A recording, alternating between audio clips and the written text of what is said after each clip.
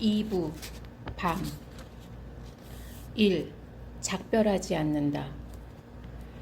바다가 빠져나가고 있었다. 절벽처럼 일어선 파도가 해안을 덮치는 대신 힘차게 뒤로 밀려나갔다. 수평선을 향해 현무암 사막이 펼쳐졌다. 거대한 무덤 같은 바닷속 오름들이 검게 젖어 번쩍였다. 함께 쓸려가지 못한 수만 마리 물고기들이 비늘을 빛내며 뒤척였다. 상어나 고래의 것으로 보이는 흰뼈들, 부서진 배들, 번들거리는 철근들, 너덜너덜한 돛에 감긴 널빤지들이 검은 암반 위로 흩어져 있었다. 더 이상 바다가 보이지 않았다. 이제 섬이 아니구나. 검은 사막의 지평선을 보며 나는 생각했다. 나는 뒤를 돌아보았다.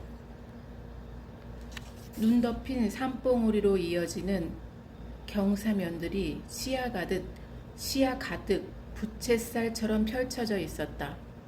모든 나무들이 불에 탄 듯 검은 빛을 띠었다.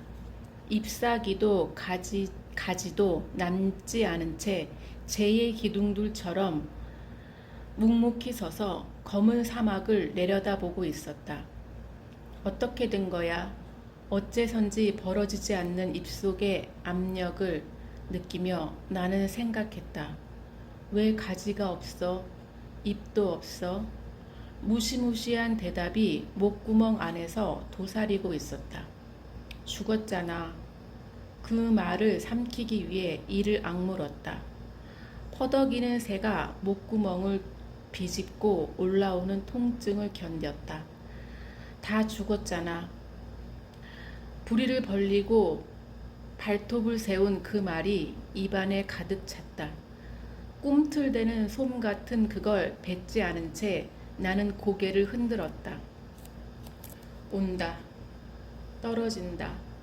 날린다. 흩뿌린다. 내린다. 퍼붓는다. 몰아친다. 쌓인다. 덮는다. 모두 지운다. 어떻게 악몽들이 나를 떠났는지 알 수 없었다.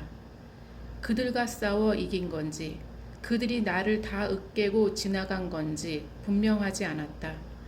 언젠가부터 눈꺼풀 안쪽으로 눈이 내렸을 뿐이다. 흩뿌리고 쌓이고 얼어붙었을 뿐이다. 눈꺼풀로 스며드는 회청색 빛 속에 나는 누워 있었다. 눈을 뜨자 서쪽 창이 올려다 보였다.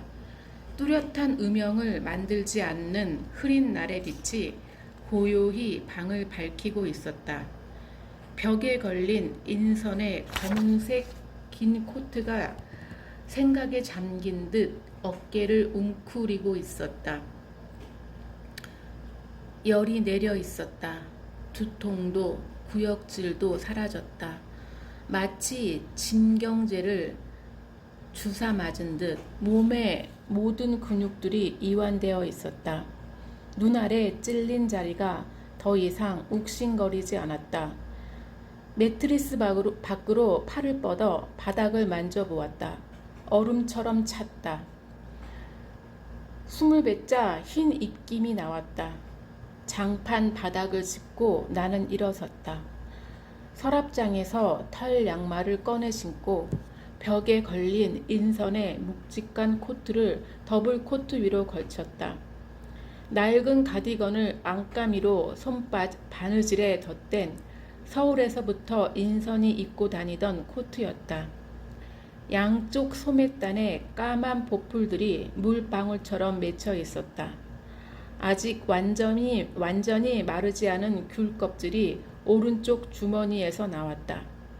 덧입은 코트의 단추를 목까지 채우자 숨을 들이마실 때마다 희미한 송진 냄새가 났다. 간밤에 제대로 닫지 않아 반쯤 열린 미닫이 문의 문턱을 넘어 나는 마루로 걸어 나갔다.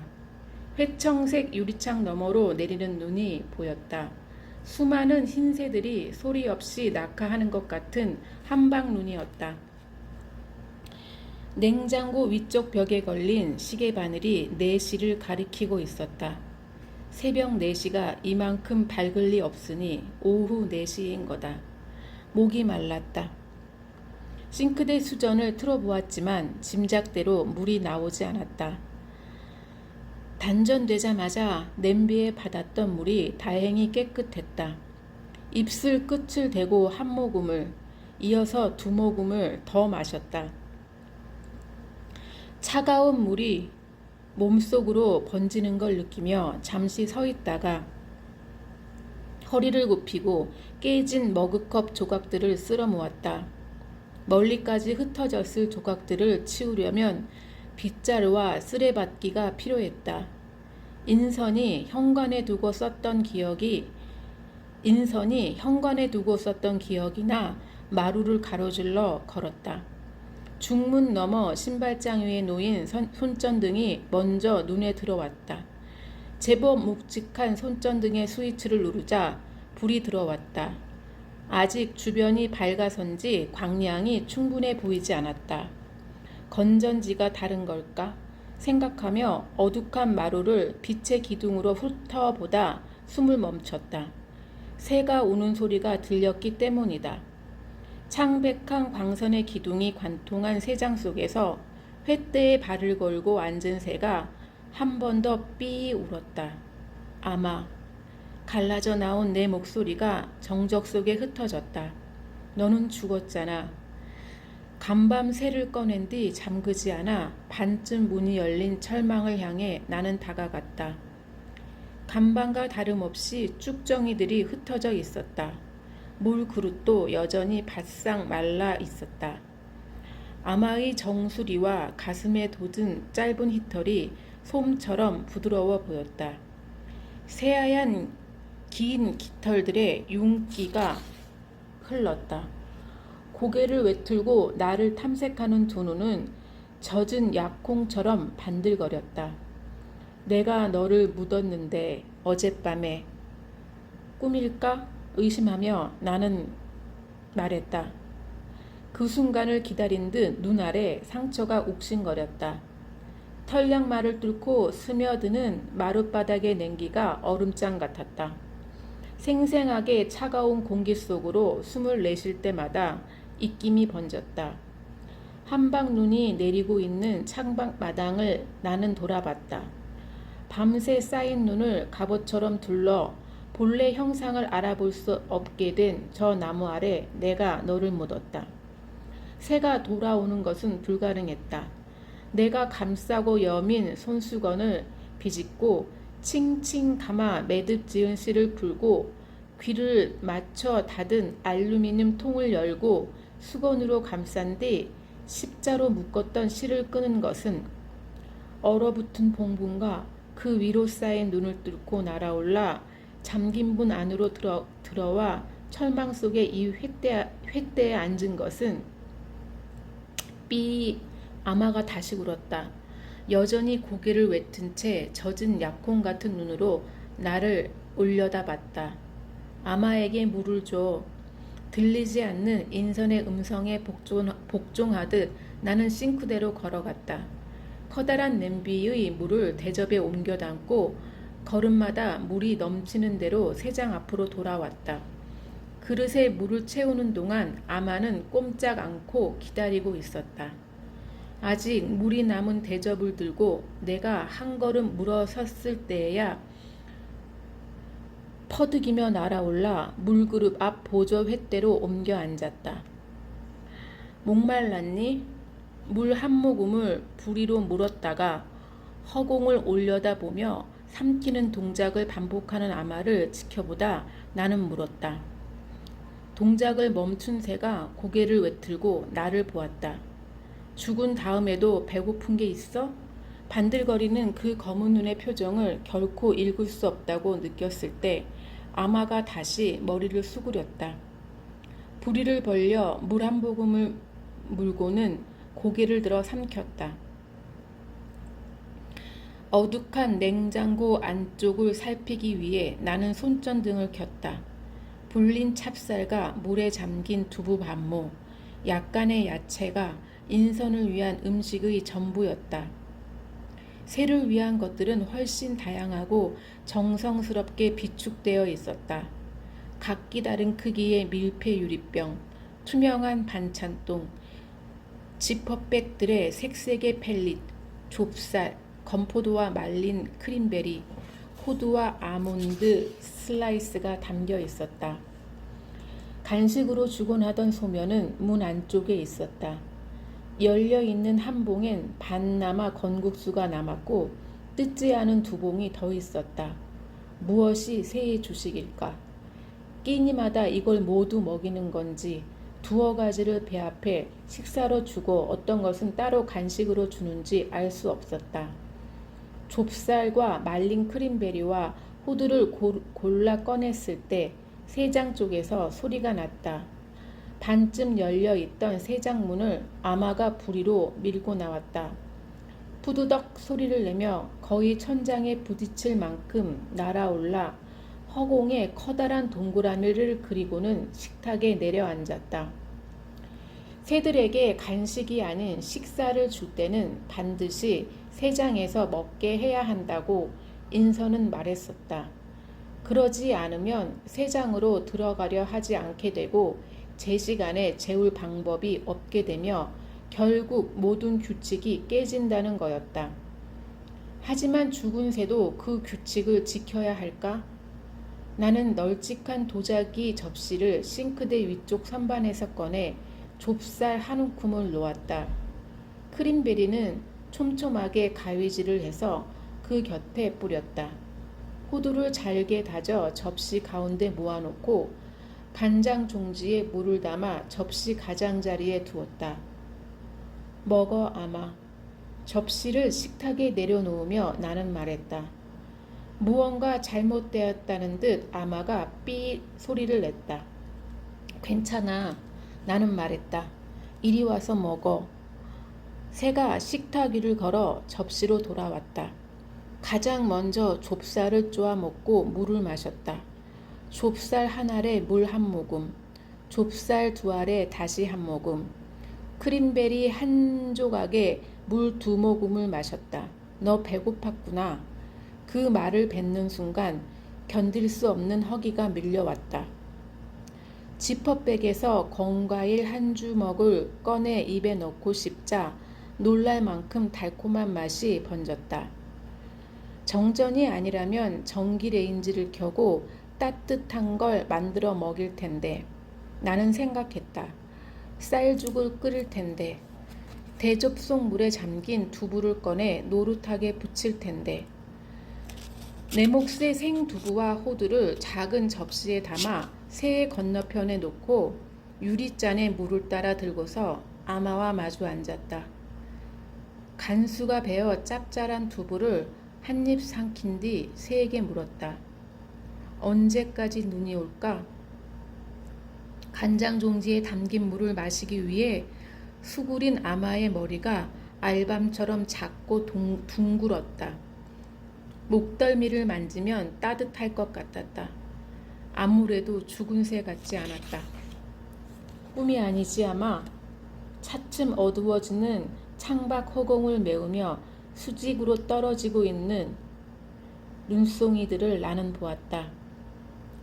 밑동 아래 새가 묻힌 나무는 눈에 덮인 채 꼼짝도 하지 않았다. 이건 꿈이니?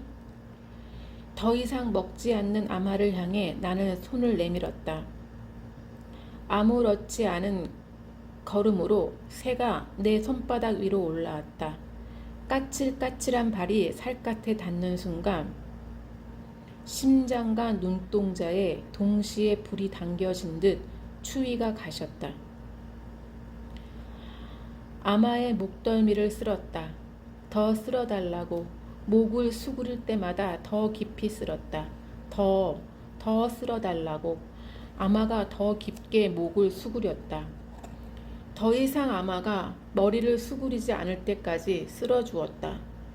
실증이 난 듯 날아오른 아마가 창틀 위로 옮겨 앉았을 때 까칠한 발이 방금 내 손바닥을 밀며 남긴 약간의 무게와 힘을 곱씹으며 나는 새를 건너다 보았다. 거긴 추울 텐데 아마. 나는 말했다. 바람이 다 새어 들어올 텐데. 죽은 다음에도 추운 게 있나? 다음 순간 나는 생각했다. 배고픔이 있다면 추위도 있겠지. 공방에 있는 화목난로가 생각난 것은 그때였다. 거기 불을 지피면 이보다 따뜻할 거다. 냄비를 가져다 죽을 끓일 수도 있다. 기다려 아마. 식탁을 짚고 일어서며 나는 말했다. 불 피워놓고 올게. 아마가 창틀에서 날아올랐다. 식탁 위 갓등으로 옮겨와 앉으며 삐 길게 울었다. 늘어뜨려진 전선이 흔들리는 대로 갓등 위에서 그네를 타는 아마를 향해 나는 웃었다. 금방 데리러 올 거야. 간밤 공방과 안채를 오가며 내가 내놓았던 발자국은 흔적도 남지 않았다. 눈을 뚫고 가려면 처음부터 다시 길을 내야 했다. 눈에 묻혀 자루끝만 보이는 삽을 꺼내 털다 말고 나는 멈췄다. 살아오면서 보았던 눈송이 중 가장 커다란 것이 손에 떨어졌기 때문이다. 막 내려앉은 순간 눈송이는 차갑지 않았다. 거의 살갗에 닿지도 않았다. 결정의 세부가 흐릿해지며 얼음이 되었을 때에야 미세한 압력과 부드러움이 느껴졌다. 얼음의 부피가 서서히 줄어들었다.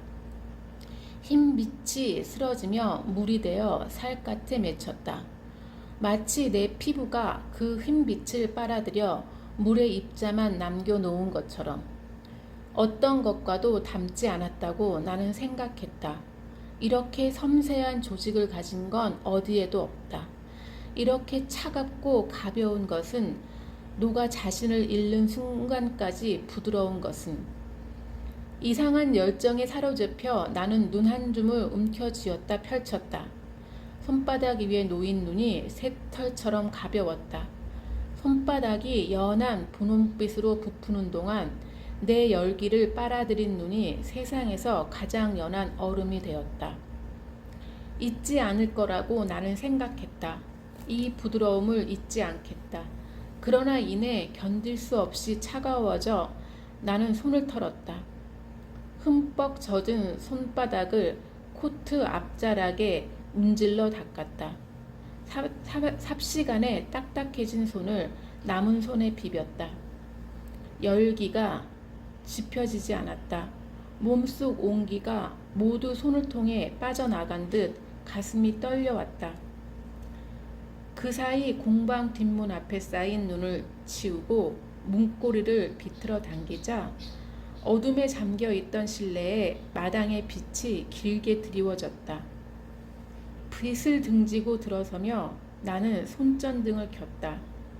내 팔의 움직임에 맞춰 흔들리는 광선이 난로를 향해 낸 길을 따라 바닥에 피를 밟지 않으려 조심하며 걸어 들어갔다. 코드 뽑힌 전기 그라인더가 그림자를 펼친 작업대에 가까워졌을 때 거무스루한 사람의 형체 같은 게 보여 얼어붙은 듯 멈춰섰다. 검고 둥근 그 형상이 흔들리며 길어졌다. 웅크렸던 몸이 펼쳐진 거다. 두 발이 펴지며 두 발이 땅을 디뎠다. 팔에 파묻혔던 얼굴이 나를 향했다. 경아야. 잠에서 막 깨어난 것 같은 목소리가 정적에 찰과음을 냈다. 나도 모르게 손전등을 끄고 등 뒤로 숨겼다. 바닥에 핏자국을 보게 해선 안 된다는 생각이 반사적으로 스쳐서다. 뒷문으로 들어온 회청색 빛이 인선의 얼굴을 어렴풋이 비춰 손전등 없이도 표정을 알아볼 수 있었다. 언제 왔어? 병실에서만큼은 아니지만 창백하고 야윈 얼굴이었다. 눈을 비비는 그녀의 오른손이 상처 없이 깨끗한 것을 나는 보았다. 어떻게 온 거야? 연락도 없이. 어둠 때문에 더 커 보이는 인선의 두 눈이 내 얼굴을 뚫어지게 바라보았다. 얼굴은 왜 다쳤어? 나무에 긁혔어. 저런, 탄식하는 그녀의 눈이 어두워졌다. 왜 불이 꺼졌지? 낮은 목소리로 인선이 물었다. 혼잣말처럼 흐릿하게 덧붙여 중얼거렸다. 내가 끄지 않았는데. 그녀의 미간에 깊게 그어진 주름을 보며 나는 말했다. 정전이야. 그걸 어떻게 알아? 대답을 듣고 싶지 않은 듯 그녀의 눈길이 내 얼굴을 비껴 뒷문 밖의 마당을 향했다. 언제 이렇게 눈이 내렸지? 내가 아니라 자신에게 묻는 것 같은 목소리였다. 꿈인가? 점점 무거워지는 흰 새들처럼 낙하하는 눈송이들을 내다보며 그녀는 꼼짝 않고 서 있었다. 마침내 눈길을 돌려 나를 마주보는 그녀의 얼굴이 미묘하게 달라져 있는 것을 나는 알아차렸다. 지난 20년 동안 나에게 아껴뒀던 따스함이 한꺼번에 흘러나온 듯 조용히 물기를 머금고 빛나는 눈이었다. 여기서 잠드는 일이 좀처럼 없는데 왜 그렇게 잠이 쏟아졌는지 몰라. 부드럽게 불평하듯 그녀가 말했다. 추운 듯 두 팔로 자신의 어깨를 안으며 나에게 물었다. 춥지 않아? 낯익은 눈웃음이 어린 그녀의 눈가에 자잘한 주름이 패였다. 불 피울까? 화목난로 아래쪽에 조그만 문을 열고 작은 나무 토막들을 넣은 인선의 모습을 나는 묵묵히 지켜보았다. 그녀는 작업복으로 입는 낡은 청바지에 작업화를 신었고 목까지 올라오는 회색 스웨터 위로 빳빳한 감색 앞치마를 둘렀다. 낯익은 검정색 솜 파카를 그 위로 걸치고 단추를 잠그지 않았는지 소매가 작업에 거추장스러웠는지 두 단을 접어 올려 깡마른 손목이 드러났다. 잘리지도 꿰매어지지도 피 흘리지도 않는 오른손으로 인선은 양동이에서 톱밥 두 줌을 덜어 나무 토막들 위로 뿌렸다. 넓적한 팔각기둥 모양의 성냥 상자 옆면에 성냥 머리를 부딪히며 말했다. 서울에선 이제 이런 성냥 찾으려고 해도 없는데. 톱밥의 불이 나무 토막으로 옮겨 붙길 기다리는 인선의 옆얼굴이 침착하고 쓸쓸했다. 정류장 앞 전방에서 샀어. 몇십 년은 된 것 같은데 불은 잘 당겨져. 이내 솟아오른 불꽃의 빛이 그녀의 눈두덩과 콧날을 밝혔다. 여기 앉아. 하나뿐인 산발이 의자를 난로 옆에 놓으며 인선이 말했다. 너는 어디 앉아? 대답 대신 인선은 작업대 위로 올라가 앉았다. 전동 톱날에 자신의 피가 묻은 걸 모르는 듯 바닥에 닿을락 말락하는 다리를 아이처럼 천천히 흔들었다. 나는 뒷짐을 지고 걸어가 의자에 걸터 앉았다. 인선의 눈길이 난로에 머무는 동안 여태 등 뒤에 감추고 있던 손전등을 의자 아래 가만히 내려놓았다. 길게 가로누운 통나무의 잘림면이 발끝에 닿았다. 그 곁에 핏자국 위로 들이친 눈이 녹으며 캄캄한 얼룩을 만들어 놓았다. 난로 옆면에 눈동자들처럼 뚫린 두 개의 바람구멍을 나는 보았다. 불꽃이 그 속에서 일렁이고 있었다. 타닥 나무 토막에 불이 붙으며 수피가 갈라지는 소리가 났다. 네 생각을 많이 했어. 인선의 목소리에 나는 눈을 들었다. 그녀도 그 바람구멍 속을 보고 있었다. 하도 생각해서 어떤 날엔 꼭 같이 있는 것 같았어. 그녀의 눈동자에 비친 불꽃들이 소리 없이 흔들렸다. 아무것도 더 묻지 않는 그녀의 태도가 언제나처럼 고요하고 확고해서 지금 내가 짐작하는 그녀의 생각이 맞는지도 모른다는 생각마저 들었다.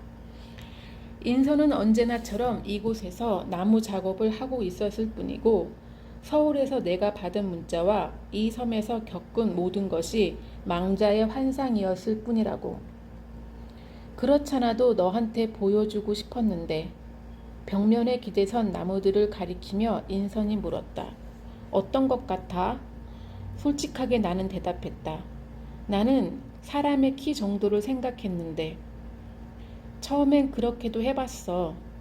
스케일을 바꾼 이유를 이어 말해줄 거라고 생각했지만 그녀는 말을 아꼈다. 작업대 상판을 짚고 바닥으로 내려서며 가볍게 물었다. 차 마실까?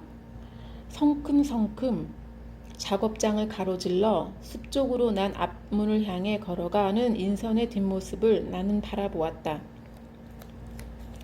정전되면 안채에서 고체 연료를 쓰기도 하는데 아무래도 아마한테 해로우니까 여기서 마시고 가자. 나에게서 멀어진 만큼 인선의 목소리가 높아졌다. 그녀가 앞문을 열자 한결 실내가 밝아졌다. 그 빛에 의지해 문 옆 조그만 냉장고에 불 꺼진 냉동실을 뒤적이며 인선은 모르는 노래의 한 소절을 허밍으로 불렀다. 시고 심심한 산열매를 또 끓이려는 걸까? 제목이 뭐야? 밀폐 용기에 담긴 것을 나무 숟가락으로 덜어 주전자에 넣다 말고 인선이 물었다. 우리 프로젝트 말이야. 미소 띤 얼굴로 나를 돌아보며 그녀는 주전자에 생수를 부었다. 생각해보니 내가 제목을 묻지 않았어. 나는 대답했다. 작별하지 않는다. 주전자와 머그잔 2개를 양손에 들고 걸어오며 인선이 되뇌었다. 작별하지 않는다. 열린 양쪽 문으로 바람길이 통해 난로의 바람구멍 안쪽으로 세차게 솟구쳐 오르는 불꽃이 보였다. 검붉게 달아오른 난로 위에 인선이 주전자를 올렸다. 주전자에서 떨어진 물방울이 삽시간에 증기가 되며 모래알 쓸리는 소리를 냈다. 말을 꺼내지도 얼굴을 마주보지도 않은 채 우리는 앉아 있었다. 주전자 밑면에서 물 끓는 소리가 들리기 시작했을 때에야 인선이 침묵을 깨고 물었다. 작별 인사만 하지 않는 거야? 정말 작별하지 않는 거야? 아직 주전자의 불의에서 김이 솟지 않았다. 비등점을 넘어서려면 더 기다려야 한다. 완성되지 않은 거야, 작별이? 흰 실타래 같은 증기가 주전자 부리로 새어 나오기 시작했다. 맞물렸던 뚜껑이 달그락거리며 반쯤 열렸다 닫히길 반복했다. 미루는 거야, 작별을? 기한 없이? 앞문 너머로 보이는 숲의 아래쪽이 거의 검었다. 눈에 덮여 둥글고 부슬부슬한 윤곽선을 새로 얻은 나무 밑동들이 방명 속에 희미하게 빛났다. 저 어둠을 뚫고 갈 수 있을까? 나는 생각했다. 간방과 달리 이제 나에겐 손전등이 있다. 하지만 그 사이 눈이 더 쌓였다. 무사히 버스 정류장까지 간다 해도 피읍으로 나가는 버스가 다니지 않을 거다. 인선이 있는 병원에 연락하려면 불 켜진 집들의 문을 두드려 전화를 쓰게 해달라고 청해야 할 거다. 봉합한 신경이 끊어진 걸까? 나는 생각했다. 어깨를 절개한다던 수술을 받은 걸까? 마취가 잘못되었을까? 다른 의료사고가 있었나? 내 대답을 듣기를 체념한 듯 인선이 오른손에 목장갑을 끼웠다. 성난 듯 달그락거리는 주전자에 손잡이를 집어들고 작업대에 나란히 놓인 2개의 머그잔에 뜨거운 물을 부었다. 걱정했던 거 기억나? 먼저 부은 잔을 나에게 내밀며 인선이 물었다. 산후디가 아니었다. 연두빛이 도는 맑은 차에서 풀냄새가 났다. 제주도에도 충분히 눈이 오느냐고 네가 걱정했잖아. 자신의 잔을 들고 작업대에 기대서며 인선이 활짝 웃었다. 그 미소가 가시지 않는 입술이 찻잔에 닿는 걸 보며 나는 생각했다. 저렇게 뜨거운 것을 혼이 마실 수 있나? 무슨 차야? 나는 물었다. 조리대 잎. 나도 잔에 입술을 댔다. 차 한 모금이 식도를 타고 내려간 순간 내가 얼마나 그걸 기다려왔는지 깨달았다. 혀 끝을 댈 만큼 뜨거운 걸 마시는 것. 그 열기가 식도와 위를 적시는 것. 어렸을 때 온 식구가 물 대신 이걸 마셨어. 인선이 말했다. 산에서 조리대 끊어오는 심부름을 많이 했어. 신경쇠약에 좋다고 해서. 잔에서 입술을 뗀 인선과 눈이 마주쳤을 때 나는 생각했다. 그녀의 뱃속에도 이 차가 번지고 있을까? 인선이 혼으로 찾아왔다면 나는 살아있고 인선이 살아있다면 내가 혼으로 찾아올 것일 텐데 이 뜨거움이 동시에 우리 몸속에 번질 수 있나? 숲을 향해 나는 흠찍 고개를 돌렸다. 나뭇가지 부러지는 소리가 들렸기 때문이다. 바람이 안 불어서 그래. 인선이 달래듯 말했다. 눈이 날리지 않으니까 무게를 못 이겨서. 청회색 방명이 나무들의 우둔지를 밝히고 있었다. 희미한 빛을 품은 한방눈이 계속해서 그 위로 떨어져 내렸다. 나는 더 차를 마셨다. 위가 뜨겁게 채워질수록 수그렸던 어깨가 펴지고 허리가 곧아졌다. 반쯤 차가 남은 잔을 들고 자세를 바로 하며 나는 말했다. 나도 궁금한 게 있었는데. 인선이 어깨를 앞으로 기울였다. 내 말을 집중해 들으려는 것이다. 어떻게 지낼 수 있었어? 인선의 몸이 좀 더 앞으로 기울어졌다. 이곳에서 혼자 말이야. 미소 띈 얼굴로 그녀가 되물었다. 이곳이 어떤데? 가로등도 이웃도 없는 집에서 말이야. 눈이 내리면 고립되고 전기와 물이 끊기는 집 말이야. 밤새 팔을 휘두르며 전진해 오는 나무가 있는 곳. 내 하나만 건너면 몰살되고 불탄 마을이 있는 곳 말이야. 나는 그런 말을 하지 않았으므로 앞서 내가 했던 말을 조용히 반박하듯 인선이 말했다. 혼자가 아닌데 나는. 고요한 사랑의 빛이 그녀의 얼굴에 어리는 것을 나는 보았다. 아마가 있잖아. 그 빛이 꺼지는 듯하다 잔불처럼 쓸쓸히 되살아났다. 아미는 죽었어. 여러 전에. 아마는 사흘을 물만 먹었어. 그렇게 좋아하던 오디도 안 먹었어. 인선이 잠시 말을 끊었다. 아침까지 분명히 괜찮았는데 저녁에 안채로 돌아가서 보니 이상하게 암이 눈이 흐렸어.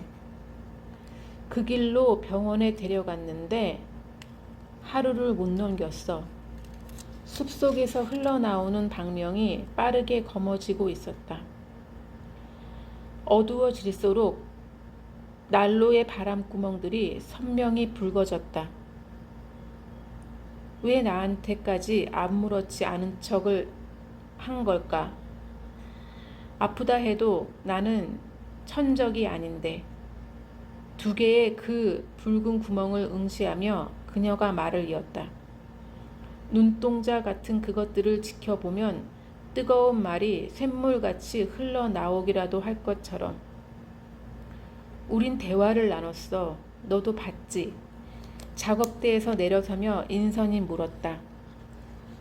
사실은 어떤 말도 나눠진 적 없었던 걸까? 새는 새였고 나는 인간이었을 뿐일까? 그녀는 익숙한 동작으로 다시 목장갑을 끼고 난로에 달궈진 문을 열었다. 부직갱이로 나무 토막을 뒤집자 불티가 튀었다. 불꽃의 열기가 내 얼굴까지 끼쳐왔다. 하지만 모든 게 끝난 건 아니야. 인선의 목소리가 그 열기 사이로 번졌다. 정말 헤어진 건 아니야. 아직은. 어떻게 위로할지 알 수 없어 나는 나지막이 물었다. 어디에 묻었어? 선홍빛으로 달궈진 난로의 문을 닫으며 인선이 대답했다. 마당에. 마당 어디? 나무 아래. 눈을 들어 창이 없는 마당 쪽 벽을 보며 그녀가 말했다. 네가 사람 같다고 했던 나무 있잖아. 눈속 무덤을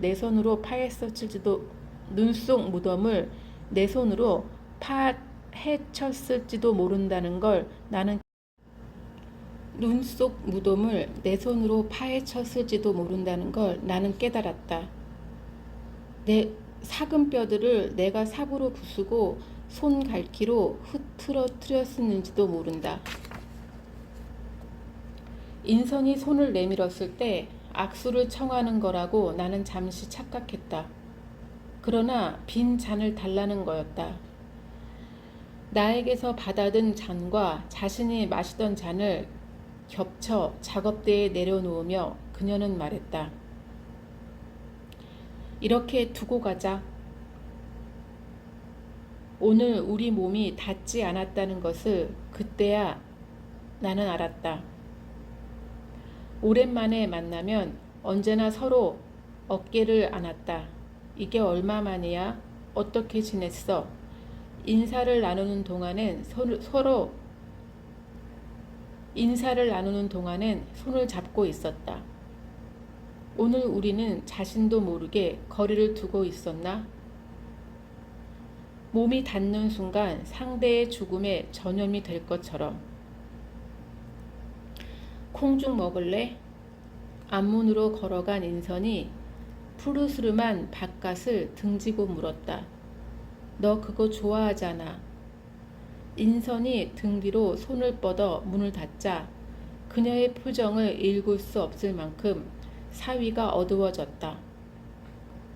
미리 콩을 불려놔야 끓일 수 있을 거 아니야? 몸을 돌려 자물쇠를 거는 그녀를 향해 나는 물었다. 불려서 얼려놓은 게 있어. 정전이라 믹서기를 못 쓰니까 콩이 씹힐 텐데 그것도 맛있어. 인선이 성큼성큼 앞장서는 대로 나는 뒷문을 향해 걸었다. 그녀의 발이 디딘 곳으로만 걸으니 신기하게도 어떤 나무에도 부딪히지 않았고 피를 밟지도 않았다. 그녀를 따라 문을 나서기 전에 나는 난로를 보았다. 달궈진 옆면에 뚫린 2개의 붉은 구멍이 여전히 눈동자처럼 이글거리고 있었다. 어둑한 문 밖에서 인선은 눈을 맞으며 나를 기다리고 있었다. 눈송이들이 깃털처럼 천천히 떨어지고 있어서 사라지고 있는 방명 속에서도 결정들의 형상이 보였다.